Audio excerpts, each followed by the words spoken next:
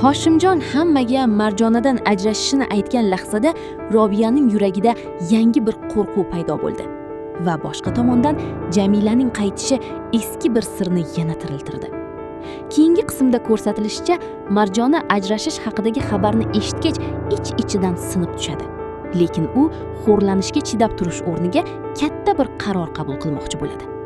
Boshqa tomondan Matluba amma endi Sevarani Hoshimjonga kelin qilish orzusini kuchaytiradi.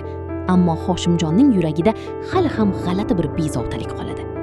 Shu bilan birga bog'ni bo'lish masalasi yanada xavfli tus ola boshlaydi. Chunki ayrimlar hamma narsani tezroq o'z nomiga o'tkazish rejasini tuzayotgan bo'ladi.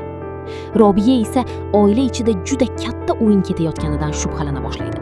Eng katta shov-shuv esa Komil mullakam kutilmaganda shunday bir qaror aytganda yuz beradiki, butun uy larzaga keladi. Agar videomiz sizga yoqqan bo'lsa, like bosishni va kanalga obuna bo'lishni unutmang. Bell tugmasini ham yoqib qo'ying, shunda barcha yangi videolar sizga birinchi bo'lib yetib boradi. Bu barcha prediksiyalar bizning shaxsiy fikrlarimiz asosida tayyorlangan bo'lib, asl voqealar bundan farq qilishi mumkin.